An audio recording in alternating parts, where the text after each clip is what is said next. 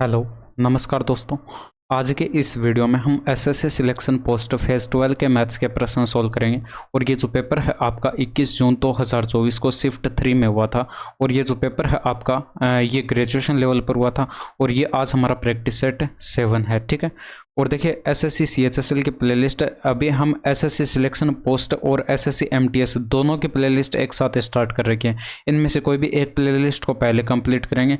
जहाँ तक हो सके एमटीएस की पहली प्लेलिस्ट हम कंप्लीट करेंगे, उसके बाद ही हम स्टार्ट करेंगे तीसरी प्लेलिस्ट। नहीं तो फिर देखिए काम ज़्यादा हो जाएगा। और देखिए अभी इन दिनों व्यूज़ भी काफ़ी ज़्यादा कम आ रहे हैं, तो प्लीज़ वीडियोज़ को लाइक शेयर सब्सक्राइब जो भी करना है कर दिया करें, ठीक है। तो चलिए फटाफट से शुरू करते हैं आज के क्वेश्चन नंबर फर्स्ट से। इसमें देखिए यहाँ पर आपको एक ऐसी 5 अंकों वाली संख्या दे रखी है जो कि 15 से विभाज्य है। तो y और z के गुणनफल का अधिकतम संभावित मान आपको कैलकुलेट करना है। तो यहाँ पर देखिए अगर वो संख्या 15 से डिवाइड है, इसका मतलब वो संख्या 3 और 5 से भी डिवाइड होगी। अब संख्या 5 से डिवाइड है, इसका मतलब यूनिट डिजिट हमारे पास या तो 0 रहा होगा और या 5 रहा होगा। यानी कि z का मान हमारे पास या तो 0 है या फिर 5 है। लेकिन यहाँ पर 0 हम नहीं लेंगे, 0 लेंगे तो यहाँ पर गुणनफल हमारे पास 0 आएगा, जो कि यहाँ पर ऑप्शन में है नहीं। और वैसे भी देखिए आपको अधिकतम संभावित मान कैलकुलेट करना है, तो z का मान आप अधिकतम लेंगे, ठीक है। इसके बाद यहाँ पर ये आपके पास संख्या क्या बन जाएगी 725, और ये y और z की जगह हम 5 रख देंगे। अब ये संख्या 3 से भी डिवाइड होनी चाहिए, और 3 से डिवाइड होगी यानी कि संख्या के अंकों का योग 3 से डिवाइड होगा। तो 7 2 9 कट गया, 5 5 10 में से 9 कट गया, 1 बचा, और प्लस का y, ये भी आपके पास यहाँ पर 3 से डिवाइड होना चाहिए। अब ये 3 से डिवाइड हो, इसके लिए y का मान क्या क्या हो सकता है। एक तो आपके पास यहाँ पर 2 हो सकता है, इसमें 3 ऐड कराएं तो 5 भी हो सकता है, इसमें 3 ऐड कराएं तो 8 भी हो सकता है, इसमें 3 ऐड कराएं तो ये 11 नहीं हो सकता, क्योंकि 11 आपके पास यहाँ पर एक डबल डिजिट वैल्यू हो सके, जबकि y क्या है, एक सिंगल डिजिट वैल्यू है, ठीक है। अब आपको क्या लेना, y का अधिकतम मान लेना। तो y का अधिकतम मान 8 हो गया और z का अधिकतम मान 5 हो गया। तो यहाँ पर आपको क्या करना था, y और z का गुणनफल कैलकुलेट करके बताना था। तो 8 इंटू में 5 करते तो 40 आपके प्रश्न का यहाँ पर सही आंसर हो जाता। अब देखिए ये लिख के नहीं देखना, आपको यहाँ पर दिखाई पड़ गया आंसर 8 पंचे 40, आंसर टिक रही, आगे बढ़िए। अब इसमें देखिए एक कंपनी में 35% कर्मचारी विज्ञान पृष्ठभूमि से संबंधित हैं, यानी कि साइंस बैकग्राउंड से हैं, ठीक है। और 1/5 कर्मचारी जो है कला पृष्ठभूमि से हैं, यानी कि आर्ट बैकग्राउंड से हैं। और इसके बाद यहाँ पर शेष कर्मचारी या तो निरक्षर हैं यानी कि इलिटरेट हैं, और या वाणिज्य पृष्ठभूमि यानी कि कॉमर्स बैकग्राउंड से संबंधित हैं। तो निरक्षर कर्मचारियों की संख्या आपको 300 बताई गई। 100 वाणिज्य पृष्ठभूमि से संबंधित कर्मचारियों की संख्या की क्या है, हाफ है।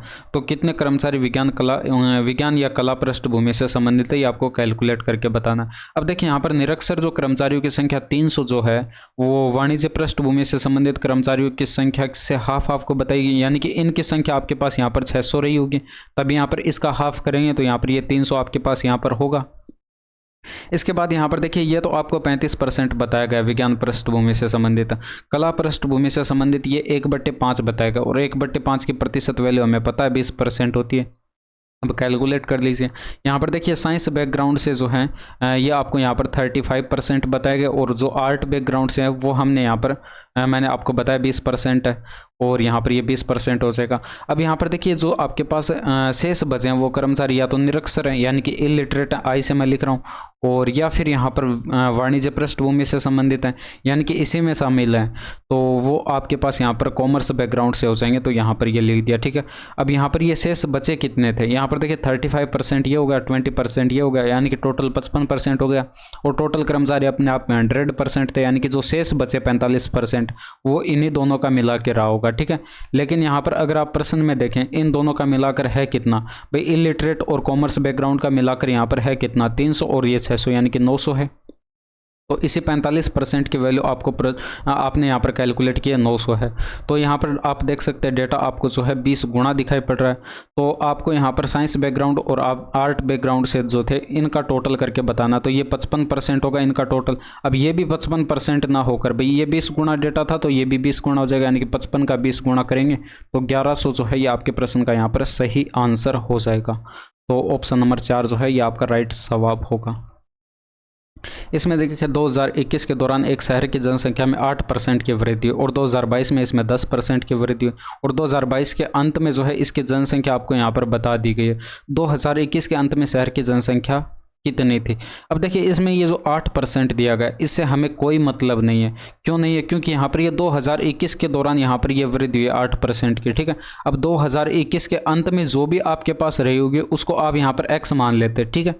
अब यहाँ पर 2021 से लेकर 2022 तक जो इंक्रीमेंट हुआ वो 10% की वृद्धि हुई है, यहाँ पर प्रश्न में बताया गया। अब यहाँ पर देखें 2021 से लेकर 2022 में ये 10% का इंक्रीमेंट बताया गया। सॉरी, यहाँ पर 2021 के एंड के बाद यहाँ पर 2022 में जो इंक्रीमेंट हुआ वो 10% का हुआ। तो यहाँ पर 1/10 इसके फ्रैक्शन वैल्यू होते हैं, यानी कि 10 पर 1 का इंक्रीमेंट हुआ। तो आप यहाँ पर देखिए 2021 में जो एंड में x आपके पास यहाँ पर जनसंख्या थी उस पर यहाँ पर 1 का इंक्रीमेंट होगा, यानी कि आप इसका 11/10 कैलकुलेट कर लेंगे। यानी कि पहले 10 थी तो अब हमारे पास 11 हो चुकी है, तो आप इसका 11/10 कैलकुलेट करेंगे। अब ये 2022 के अंत में आपके पास जनसंख्या है जो कि प्रश्न में यहाँ पर कितनी बताई गई है, 47,520 है।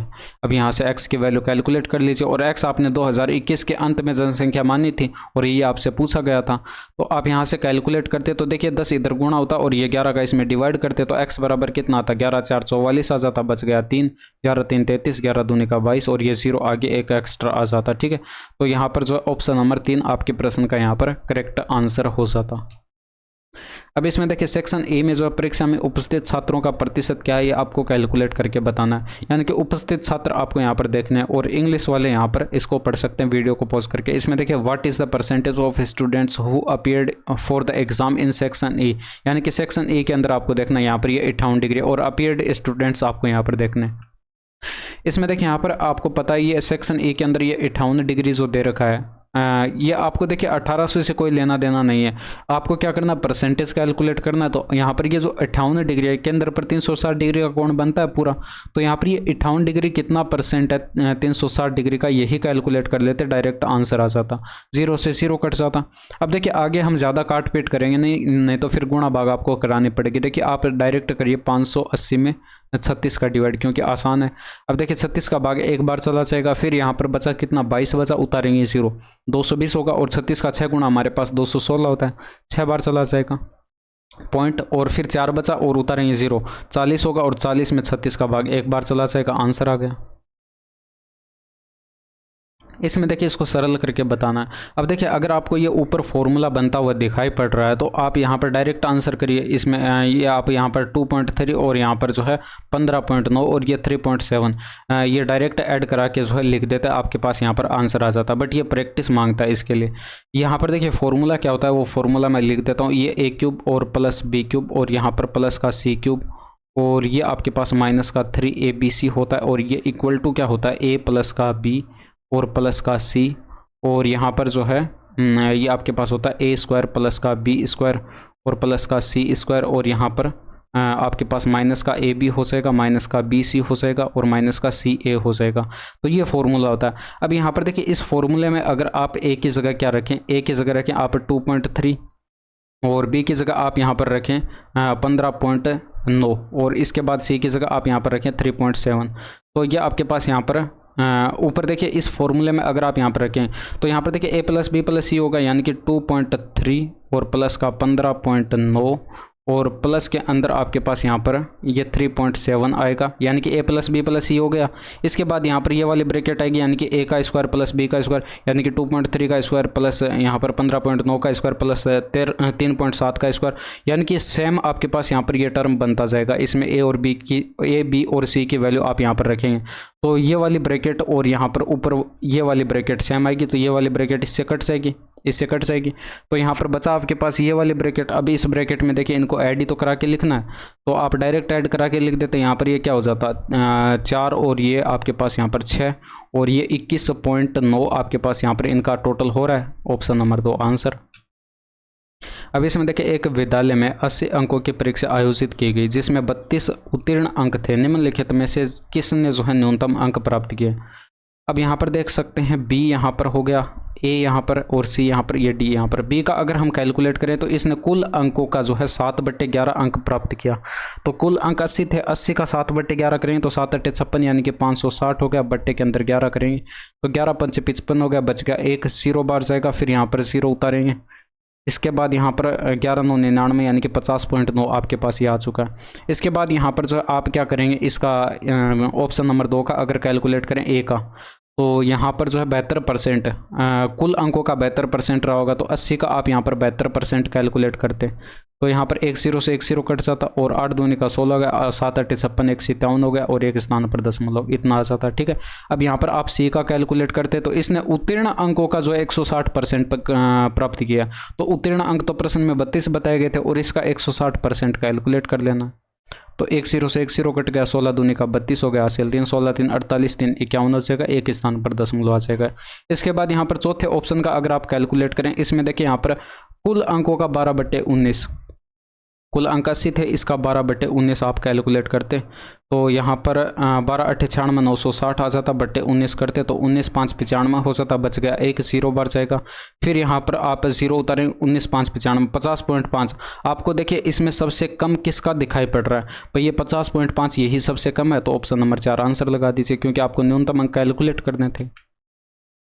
इसमें देखें नीचे दिया गया पाई चार्ट एक स्कूल की कक्षा 6 से कक्षा 10 तक नामांकित विद्यार्थियों की संख्या को दर्शाता है।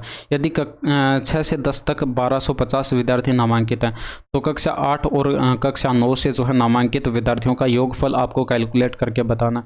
तो कक्षा 8 का देखिए और कक्षा 9 का देखिए, ये वाला और यहाँ पर ये वाला, यानी कि 20% और यहाँ पर जो है ये आपके पास 26%, यानी कि टोटल 46% हुआ। तो आप यहाँ पर क्या करते, 46% कैलकुलेट करते किसका, क्योंकि 100% की वैल्यू ये आपको प्रश्न में बताएगी 1250, कुल संख्या आपको बताएगी 1250। ठीक है, तो यहाँ पर 0 से 0 कट जाता। इसके बाद देखिए 5 से काटते ये 25 आता और 5 से काटते ये 2 बार कटता और 2 से ये कटता 23 आ जाता और यहाँ पर 23 के 25 से गुणा करते तो 25 3 75 हो गया, हासिल 7 आएगी और ये 57 आ जाता, यानी कि 575 आपके पास करेक्ट आंसर था। इसमें देखिए एक विश्वविद्यालय में 750 संकायें हैं, जिनमें से 60% महिलाएं तो 40% पुरुष रहे होंगे, 60% महिलाएं तो 40% पुरुष रहे होंगे। इसके बाद यहाँ पर महिलाओं की औसत ऊंचाई आपको बताइए, पुरुषों की औसत ऊंचाई आपको बताइए, तो विश्वविद्यालय के सभी संकायों की औसत ऊंचाई आपको कैलकुलेट करनी है। तो एलिगेशन हम यहाँ पर लगा देते हैं। ये आपके पास फीमेल का औसत 162 बताया गया, मेल का औसत आपको यहाँ पर 168 बताया गया। ओवरऑल हम यहाँ पर x मान लेते, तो आप यहाँ पर क्या करते, बड़ी वैल्यू में से छोटी वैल्यू घटाते, 168 माइनस का x करते और यहाँ पर 168 माइनस का x करते और यहाँ पर x माइनस का 162 करते। आपको पता है एक वैल्यू बड़ी होगी तो एक वैल्यू यहाँ पर छोटी होगी, तो ये हमारे पास रेशियो आता फीमेल और मेल का। जबकि यहाँ पर ये रेशियो बन कितना रहा है भाई, 60% यहाँ पर फीमेल बताएगी और ये मेल जो है 40% है। तो यहाँ पर ये आपके पास 3:2 बनता, यानी कि इनका रेशियो हमारे पास 3:2 बनना चाहिए था। तो 168 माइनस का x और यहाँ पर x माइनस 162 जो है इसका अनुपात 3:2 आना चाहिए था। तो आप वज्र गुणा करा देते, 8 दूनी का 16 हो गया, 16 दूनी का 32 1 33 हो गया, माइनस का 2x इक्वल टू ये 3x हो गया और ये माइनस के अंदर ये 3 दूनी का 6 हो जाएगा, 16 3 48 हो जाएगा, 486। इसके बाद यहाँ पर एक साइड करके सोल्व करते तो एक साइड 5x बनता, ये इधर ऐड हो जाता तो यहाँ पर 700 और यहाँ पर 122 822 आपके पास यहाँ पर ये टोटल बनता। x बराबर 16 पंचे 80 हो जाता, 500 के 20 हो जाता, 500 के 20 हो जाता। तो यही तो आपको कैलकुलेट करना था, यानी कि सभी का एक साथ मिलाकर आंसर लगा दीजिए। इसमें देखिए अमन और राजन एक निर्माण स्थल पर काम कर रहे हैं। किसी इंजीनियरिंग प्रयोग में अमन एक दीवार बना रहा है, जबकि राजन उस दीवार को गिरा रहा है। अमन 15 दिन में पूरी तरह से दीवार बना सकता है, जबकि राजन को दीवार को पूरी तरह से गिराने में 20 दिन लगेंगे। यदि वे एकांतर दिन में काम करते हैं, जिसमें अमन पहले दिन काम करता है, तो कितने दिन में पूरी दीवार पहली बार बनाई जाएगी। इसमें देख सकते हैं यहाँ पर अमन बताया गया और राजन बताया गया। तो अमन यहाँ पर 15 दिन में बना सकता है और राजन जो है ये 20 दिन में गिरा सकता है। दोनों का एलसीएम 60 हो जाएगा, यानी कि इसकी एफिशिएंसी 4 यूनिट की हो जाएगी, इसकी 20 या 60 हो जाएगी, यानी कि 3 इसकी एफिशिएंसी हो जाएगी। बट यहाँ पर देखिए राजन जो है ये दीवार गिरा रहा है, यानी कि आपके पास यहाँ पर इसकी एफिशिएंसी आप नेगेटिव में लिखेंगे। ठीक है, आपने पाइप एंड सिस्टम में पढ़ा होगा, जो पाइप खाली करने वाला होता है उसकी आप एफिशिएंसी माइनस में लिखते हैं। ठीक है, तो इसी तरह से ये दीवार गिराने का काम करता है, तो इसकी एफिशिएंसी हमने माइनस में लिख ली। अब यहाँ पर ये टोटल वर्क हो गया और यहाँ पर प्रश्न में बताया गया कि पहले दिन अमन काम करता है, तो यहाँ पर अमन पहले दिन काम करता है और इसके बाद राजन काम करता है। तो इस तरह से ये 2 दिन तक ये काम करते चले जाएंगे, पेयर बनता चला जाएगा। हम कैलकुलेट कर लेंगे कि 2 दिन के अंदर कितने यूनिट का काम हो रहा है। तो यहाँ पर देखिए ये अमन 4 यूनिट का काम करता है, यानी 4 यूनिट की दीवार बनाई, इसने 3 यूनिट की दीवार गिरा दी, तो 2 दिन के अंदर 1 यूनिट की दीवार बनी है। अब देखिए अगर आप इस तरह से करते हैं, टोटल वर्क आपके पास यहाँ पर 60 यूनिट का, अगर आप यहाँ पर देखिए 60 की गुणा करा देते हैं तो इधर भी 60 से गुणा कराते, 120 आंसर आपको दिखाई पड़ता और आप आंसर ठीक करते, तो यहाँ पर आंसर आपका गलत हो जाता। क्यों गलत हो जाता? क्योंकि आप यहाँ पर देखिए जैसे ही 60 की गुणा आप यहाँ पर कराते, 60 की गुणा कराते, इसका मतलब ये जो 2-2 दिन का पेयर जो चला था ये 60 बार चला था। अब यहाँ पर एक चीज़ इसमें समझिए, जैसे ही आपके पास यहाँ पर 60वीं बार ये पेयर आएगा, उसमें ए यहाँ पर रहा होगा, इसने 4 यूनिट की दीवार बनाई, जबकि दीवार आपकी पूरी बन चुकी है। और इसके बाद यहाँ पर देखिए इसी पेयर में जो है आर भी रहा होगा, और आर ने क्या किया, लास्ट में 3 यूनिट की दीवार वापस गिरा दी। तो यहाँ पर पूरी दीवार बनने के बाद इसने 3 यूनिट की दीवार वापस गिरा दी, तो यहाँ पर दीवार पूरी कैसे बने? तो ऐसा आपको यहाँ पर नहीं करना। यहाँ पर आपको करना क्या है वो मैं यहाँ पर ये बता देता हूँ। इसमें देखिए आपको करना क्या है, जिसकी एफिशिएंसी ज़्यादा होगी या फिर जो बनाने का काम कर रहा है दीवार, पॉजिटिव में जो काम कर रहा है, वो आप उसका एफिशिएंसी जो है आप टोटल वर्क में से घटा देंगे। यानी कि 60 में से आप अमन की एफिशिएंसी 4 यूनिट घटाएंगे, तो ये 56 यूनिट का आपके पास यहाँ पर काम बचेगा। अब ये हमें 56 यूनिट का काम कराना है, तो आप इसको 56 से गुणा कराएंगे, तो आप यहाँ देख सकते हैं 56 यूनिट का काम हो चुका कितने दिनों में। आप इसको भी 56 से गुणा कराएंगे, तो 112 दिन के अंदर जो है यहाँ पर 112 दिन के अंदर जो है ये 56 यूनिट का काम हो चुका है। अब बचा कितना? टोटल काम तो हमारे पास 60 यूनिट का था, 4 यूनिट का काम बचा था। अब आप यहाँ पर देख सकते हैं ये जो 4 यूनिट का काम आपके पास बचा है, यहाँ पर देखिए काम राजन पर एंड हो रहा है, तो यहाँ पर लास्ट पेयर जो रहा होगा उसमें राजन पर एंड हुआ होगा। अब बारी अमन की आएगी, तो यहाँ पर अमन काम करेगा, और यहाँ पर हमारे पास शेष दीवार जो बची थी वो 4 यूनिट की बची थी, तो यहाँ पर ये जो शेष दीवार 4 यूनिट की बची थी वो यहाँ पर 4 की एफिशिएंसी से करेगा, तो यहाँ पर बट्टे 4 करेंगे, यानी कि यहाँ पर 1 दिन के अंदर जो है ये उस दीवार को यहाँ पर पूरी बना देगा। 1 दिन और इसको लगेगा एक्स्ट्रा, ठीक है। तो यहाँ पर 112 दिन तो ये रहे, और यहाँ पर 1 दिन ये रहा, यानी कि टोटल 113 दिन का टाइम लग गया आंसर लगाती से। अब इसमें देखिए एक फल विक्रेता के पास जो है 10 किलो सेब हैं और 5 किलो अंगूर है। 1 किलो सेब की कीमत आपको बताई गई और 1 किलो अंगूर की कीमत भी आपको बताई गई, और उसने जो है अपने सारे फल बेच दिए। फल विक्रेता को प्राप्त औसत राशि कैलकुलेट करनी है। अब इसमें देखिए यहाँ पर 10 किलो सेब थे और 1 किलो सेब का आपको यहाँ पर मूल्य बताया गया था 94.5 है, आप इसको लिख लेंगे, ठीक है। तो यहाँ पर 10 इंटू में 94.5 करते ये सेब का टोटल मूल्य आ जाता।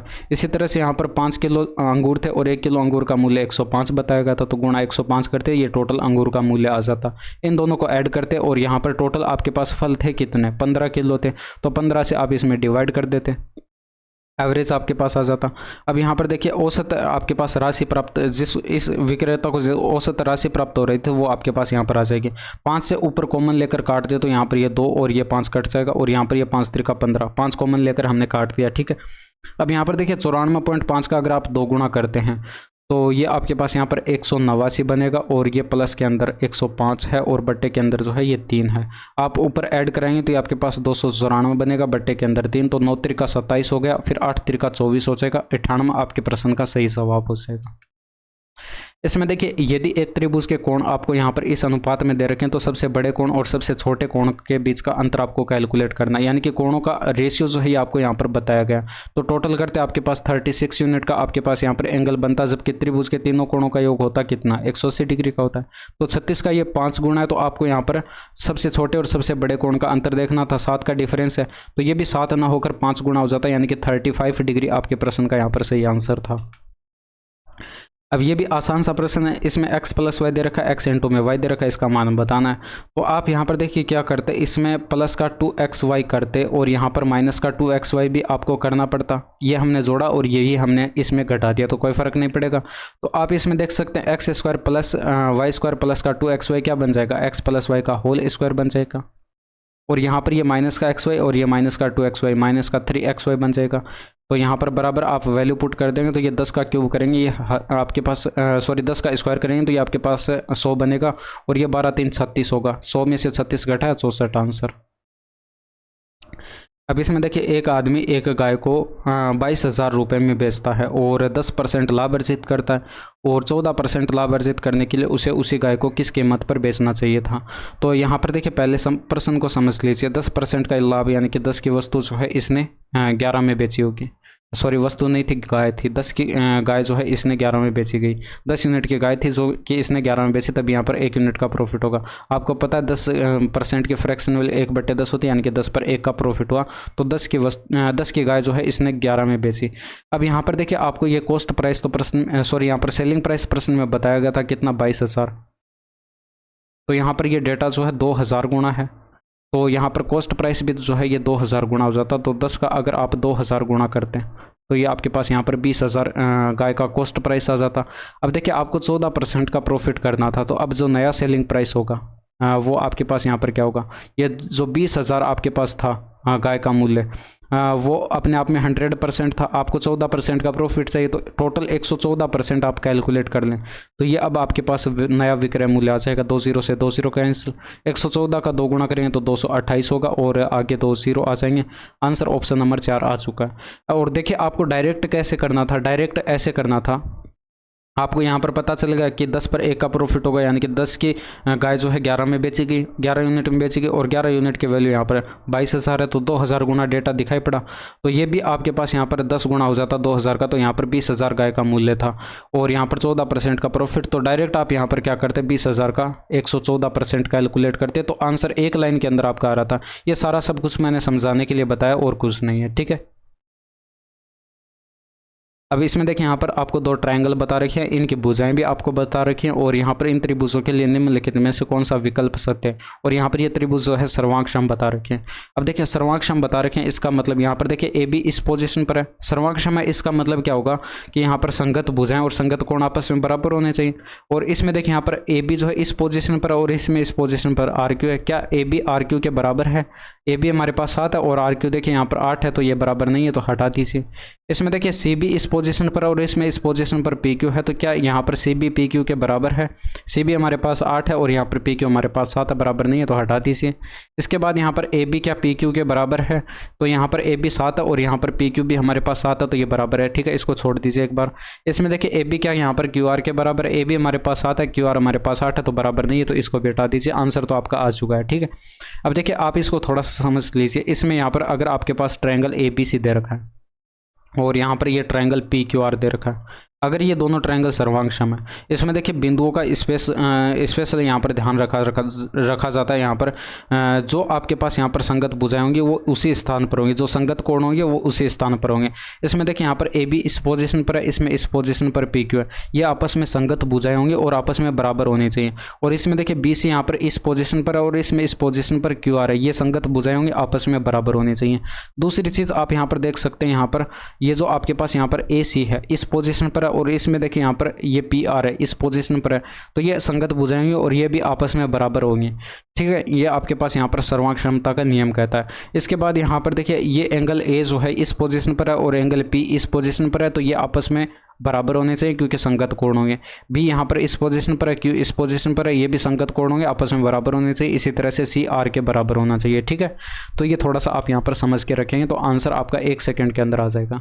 इसमें देखिए मनीष ने जो है 10% वार्षिक साधारण ब्याज पर एक निश्चित मूलधन का निवेश किया, और यदि उसे 1 वर्ष के बाद इतनी धनराशि इतने रुपए का जो है ब्याज मिलता है, तो उसके द्वारा निवेश किया गया मूलधन कितना है। देखिए डायरेक्ट करते आप यहाँ पर प्रिंसिपल का 1/10 कैलकुलेट करते, 1 0 ही तो बढ़ाना था, आंसर आ जाता। लेकिन यहाँ पर इसके लिए देखिए प्रैक्टिस होनी चाहिए। आप PRT डिवाइडेड बाय 100 वाला फॉर्मूला यूज़ करते, तो यहाँ पर रेट ऑफ इंटरेस्ट आपको 10% बताई गया, और यहाँ पर टाइम 1 वर्ष का बताया गया। डिवाइड करते 100 से, तो यहाँ पर ये ब्याज आता, और ब्याज आपको प्रश्न में बताया गया कितने का, 72,780 का है। तो यहाँ पर 1 0 से 1 0 कट जाता, 10 इधर आकर गुणा होता, 1 0 ही तो बढ़ाना था। और देखिए आप डायरेक्ट दिमाग में कैलकुलेट करते तो कैसे कैलकुलेट करते, 10% की फ्रैक्शन वैल्यू 1/10 होती है, तो आपको प्रिंसिपल का 1/10 कैलकुलेट करना था, ब्याज आ जाता, और ब्याज आपके पास क्योंकि 1 वर्ष का यहाँ पर बोला गया टाइम, ठीक है। तो इसके बाद यहाँ पर देखिए 1/10 कैलकुलेट करते तो आपके पास ब्याज इतने का आना चाहिए था, 10 इधर आकर गुणा हो जाता था, यानी कि 0 आपके पास यहाँ पर बढ़ जाता। तो मतलब आप इस प्रश्न को पढ़ने मात्र से ही कैलकुलेट कर सकते थे, लिख के देखने की आवश्यकता नहीं थी। अब इसमें देखिए इसको सरल करके बताना। इसमें भी देखिए अगर आपको ये फॉर्मूला दिखाई पड़ रहा है तो आप आंसर 10 सेकंड के अंदर अंदर कैलकुलेट कर लेंगे। इसमें देखिए यहाँ पर ये आपके पास संख्या दे रखी है, इसको आप यहाँ पर क्या लिख सकते हैं, 3 इंटू में 8.25 ऐसे लिख सकते हैं, और ये इंटू में आपके पास यहाँ पर क्या है 0.25 का होल स्क्वायर। तो आप यहाँ पर देख सकते हैं a³ minus 3a square b और प्लस का 3ab स्क्वायर और माइनस का 3b माइनस का b³, ये आपके पास फॉर्मूला बन रहा है a माइनस बी का होल क्यूब का। तो आप यहाँ पर ऊपर क्या करते हैं 0.8 a की जगह आपके पास यहाँ पर क्या है, यहाँ पर 8.25 है, 8.25 है, तो a माइनस का b करते और b आपके पास यहाँ पर 0.5 है, इसका होल क्यूब करते। a माइनस बी का होल क्यूब का फॉर्मूला बन रहा था, तो ये हमने इस फॉर्मेट में लिख दिया, बट्टे में 4 गुणा में 4 गुणा में 4 है। ऊपर आपके पास यहाँ पर डिफरेंस 8 आता, तो 8 का क्यूब मतलब 8 गुणा में 8 गुणा में 8 आता, बट्टे के अंदर 4 गुणा में 4 गुणा में 4 आता। तो यहाँ पर 8 8 64 होता और 4 का क्यूब 64 होता, 8 आपके आंसर आ जाता। अब इसमें देखिए एक दुकानदार क्रय मूल्य पर 82% की हानि पर सामान बेचता है, लेकिन 28% कम वजन का उपयोग करता है, उसका प्रतिशत लाभ कैलकुलेट करके बताना।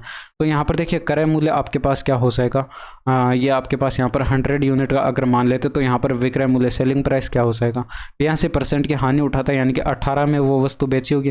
भाई 100 का 82% कैलकुलेट करते, 82 अगर 100 में से 82 माइनस करते तो 18 बचा, यानी कि 18 में वो वस्तु बेची होगी। ठीक है, इसके बाद यहाँ पर 28% का कम का वजन उसने उपयोग किया। इसके बाद यहाँ पर देखिए अगर आपके पास यहाँ पर 100 किलो हम वेट मान लेते तो पैसे तो वो 100 किलो के ले रहा है, लेकिन तोल कितना रहा है 28% कम, यानी कि 100 का 28%, 28 होगा तो 28 कम करेंगे, यानी कि 72 किलो वो तोल रहा है, यानी कि यहाँ पर अपने पास से 72 किलो ही दे रहा है। आप यहाँ पर ये कॉस्ट प्राइस के नीचे लिखते और ये सेलिंग प्राइस के नीचे लिखते। अब यहाँ पर देखिए रेशियो आप बनाते तो 100 से 100 कट जाता, 18 से कटता, ये आपके पास 18 4 72 आता और ये यहाँ पर 1 आ जाता, यानी कि रेशियो आपके पास क्या बना 4:1 बना कॉस्ट प्राइस और सेलिंग प्राइस का। तो आप यहाँ पर देख सकते हैं 3 का घाटा हुआ कितने पर 4 पर, 3 का घाटा 4 पर हुआ, गुणा 100 करते हैं तो ये आपके पास यहाँ पर माइनस का 75% आ जाता और ये माइनस का चिन्ह यहाँ पर जो है ये लॉस को रिप्रेजेंट करता है, ये मैंने आपको पहले ही बता रखा है। इसमें देखिए यहाँ पर राम श्याम को 6 अंकों वाली संख्या की विभाज्यता की जांच करने के लिए देता है। ठीक है, श्याम राम से कहता है कि ये संख्या 57 से डिवाइड है और श्याम राम से पूछता है यदि हम इस संख्या के अंकों को अवरोही क्रम में पुनर्व्यवस्थित करें तो यह संख्या जो है किस से विभाज्य होगी, आपको कैलकुलेट करना। देखिए यहाँ पर यह संख्या अगर 57 से विभाज्य है तो 57 से विभाज्य इसका मतलब यह संख्या 3 और 19 से विभाज्य होगी। अब यहाँ पर देखिए 3 से विभाज्य होगी और 19 से विभाज्य। 3 का डिविजिबिलिटी रूल क्या कहता है कि संख्या के अंकों का योग जो है वो 3 से डिवाइड होना चाहिए। अब यहाँ पर संख्या के अंकों का योग अगर 3 से डिवाइड है तो अब देखिए आप इस संख्या के अंकों को आप किसी भी क्रम में रख दीजिए, इस संख्या के अंकों का योग 3 से डिवाइड तो फिर भी होगा, यानी कि 3 से हमेशा डिवाइड होगी। और ऑप्शन में आपको यहाँ पर 3 दे रखा है और ये आपके प्रश्न का यहाँ पर सही आंसर होगा, क्योंकि आपसे पूछ रखा है कि विभाज्य किस संख्या से होगी। अगर देखिए यहाँ पर ये 3 ऑप्शन में ना होता, कुछ और यहाँ पर ऑप्शन में दिया गया होता, तब आपको यहाँ पर चेक करना पड़ता कि ये संख्या किस से डिवाइड है। ठीक है, तो उस तरह से आप आंसर बताते, बट ये 3 से डिवाइड दिखाई पड़ रही है तो आंसर आपका डायरेक्ट आ रहा था। इसमें देखिए यहाँ पर ये आपके पास 3 संख्या दे रखी है, इनका चतुर्थानुपाती यानी कि 4th प्रोपोर्शनल और इनका चतुर्थानुपाती यानी कि 4th प्रोपोर्शनल का आपको अनुपात यानी कि रेशियो कैलकुलेट करके बताना है। तो यहाँ पर आप क्या करते, देखिए फॉर्मूला अगर आपको पता है तो आप इन दोनों का गुणा करते और इसका डिवाइड करते तो इनका चतुर्थानुपाती आ जाता, यानी कि 56 इंटू में आप करते 63 और यहाँ पर बट्टे के अंदर 42 हो जाता। इसके बाद यहाँ पर आप इन दोनों का गुणा करते और इसका डिवाइड करते तो आपके पास यहाँ पर भी 4th प्रोपोर्शनल आ जाता, यानी कि 273 और इंटू में करते 153 और बट्टे के अंदर आप यहाँ पर करते 189। आप इन दोनों का रेशियो कैलकुलेट करते। अब यहाँ पर कैलकुलेट कर लीजिए, देखिए 9 से डिवाइड है, ये 17 नमा 153 हो जाएगा, 9 दूनी का 18, 9 कम 9, 21 से डिवाइड करेंगे, 21 से कम 21, 21 3 63, 13 आ जाएगा। इसके बाद देखिए 7 से डिवाइड करेंगे, आपके पास 7 नम 63 हो जाएगा, 7 6 42 हो जाएगा। इसके बाद यहाँ पर देखिए इसमें से 2 ले लेंगे तो यहाँ पर ये 28 बच गया, इसमें से 3 ले लेंगे तो यहाँ पर ये 6 कट जाएगा, 3 दूनी का 6 ये कट जाएगा। ठीक है, अब यहाँ पर ये 28 या 84 हो जाएगा और इधर आपके पास 17 3 51 हो जाएगा, हासिल आ जाएगी 5 और 17 और 5 22 हो जाएगा और ऑप्शन नंबर 3 आपके प्रश्न का यहाँ पर सही आंसर हो जाएगा। अब इसमें देखिए आपको ये समीकरण दे रखी है और इसमें थीटा के कितने मान संतुष्ट होता है। अब यहाँ पर आप देख सकते हैं हिंदी में आपको क्वेश्चन अलग दिखाई पड़ रहा है और यहाँ पर इंग्लिश में क्वेश्चन अलग दिखाई पड़ रहा है। अगर आप हिंदी वाले के अकॉर्डिंग जाते हैं sin 2 theta plus cos 2 theta minus 1 equal to 0, तो यहाँ पर थीटा के 2 मान पॉसिबल होंगे, वो क्या क्या होंगे, यहाँ पर ये आपके पास 0 डिग्री होगा और यहाँ पर 45 डिग्री। अगर आप यहाँ पर 0 डिग्री रखते और 45 डिग्री रखते तो ये हमारे पास जो है 0 बन जाएगा। ठीक है, तो तब तो आपके पास यहाँ पर ऑप्शन नंबर फर्स्ट आंसर होता। तो यहाँ पर ये आपके पास ऑप्शन नंबर फर्स्ट है नहीं। अगर हम ऑप्शन के अकॉर्डिंग जाते तो यहाँ पर ये हिंदी वाला क्वेश्चन जो है ये आपका गलत दे रखा है और इंग्लिश वाला क्वेश्चन आपका सही दे रखा है, क्योंकि अगर आप एक को इधर भेज दे तो ये आपके पास यहाँ पर क्या बनता, साइन स्क्वायर थीटा बनता और प्लस के अंदर ये कोस स्क्वायर थीटा और यहाँ पर बराबर की साइड ये 1 प्लस में आ जाता। ये आपके पास सर्वसमीका होती है। अब यहाँ पर आप थीटा का कोई भी मान रखिए, ये आपके पास यहाँ पर बराबर हमेशा 1 आएगा, तो थीटा के यहाँ पर अनंत रूप से अनेक हल हो जाते हैं। अगर आप यहाँ पर ऑप्शन के अकॉर्डिंग जाएं तो यहाँ पर इंग्लिश वाला क्वेश्चन जो है वो आपका यहाँ पर करेक्ट दे रखा है, तो हिंदी वाला क्वेश्चन जो है वो आप यहाँ पर करेक्ट कर लीजिए। इसमें जो है यहाँ पर ये 2 थीटा नहीं है, ये यहाँ पर साइन स्क्वायर थीटा है, ठीक है। यहाँ पर भी ये कोस स्क्वायर थीटा हो जाएगा। तो यहाँ पर जो है आप यहाँ से 2 को हटाकर जो है यहाँ पर स्क्वायर कर लेना, ठीक है। नेक्स्ट देखिए, इसमें देखिए यहाँ पर निम्नलिखित में से किस योजना में सबसे कम छूट मिलेगी, ये आपको कैलकुलेट करके बताना। तो अगर आप यहाँ पर स्कीम फर्स्ट का देखते तो इससे आप यहाँ पर सक्सेसिव कैलकुलेट करते तो 5 प्लस का 5 करते, माइनस का 5 गुणा में 5 करते और डिवाइड कर देते 100 से। हालांकि देखिए आपको ये डायरेक्ट कर देना, 10 माइनस का ये 0.25 होगा, यानी कि आपके पास यहाँ पर 9.75 आ जाएगा परसेंटेज में डिस्काउंट, ठीक है। और इसमें तो एकल डिस्काउंट आपको दे रखा है 10% का। और स्कीम 3 से अगर आप कैलकुलेट करते तो 8 प्लस का 2 करते, माइनस 8 गुणा में 2/100 करते, तो यहाँ पर ये 10 माइनस का हो जाता 0.16। तो यहाँ पर ये आपके पास 9.84 आपके पास यहाँ पर परसेंटेज में ये डिस्काउंट आता।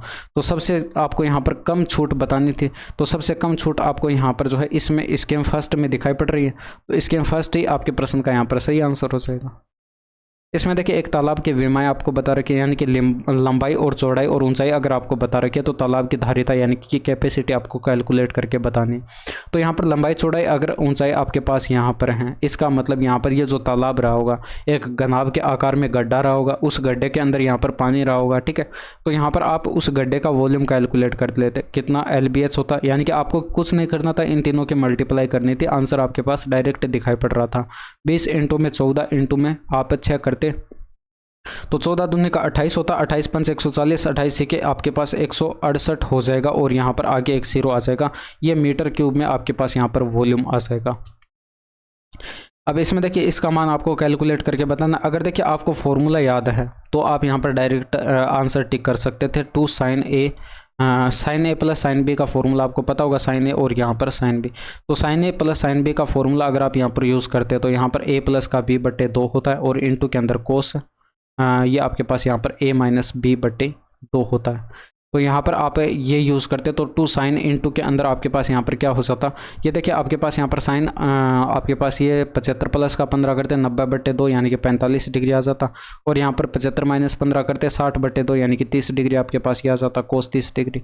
अब साइन 45 की वैल्यू 1/√2 होती है और यहाँ पर जो है इसका मान ये आपके पास √3/2 होता है। तो यहाँ पर आप देख सकते हैं 2 से 2 कट जाएगा। आप यहाँ पर क्या करते हैं, ऊपर और नीचे √2 से गुणा करते हैं। किससे करते हैं, √2 से आप यहाँ पर ऊपर और नीचे गुणा करते हैं। तो ऊपर आपके पास √6 बन जाता, बट्टे के अंदर जो है आपके पास यहाँ पर 2 बन जाता। ऑप्शन नंबर 2 आपके प्रश्न का यहाँ पर सही आंसर हो जाता है, ठीक है। बाकी देखिए आप इस तरह से भी कर सकते थे कि 45 डिग्री को आप क्या लिख सकते थे, सॉरी 75 डिग्री को आप क्या लिख सकते थे, 45 डिग्री प्लस का 30 डिग्री लिखते और साइन ए प्लस बी का फॉर्मूला यहाँ पर यूज़ करते।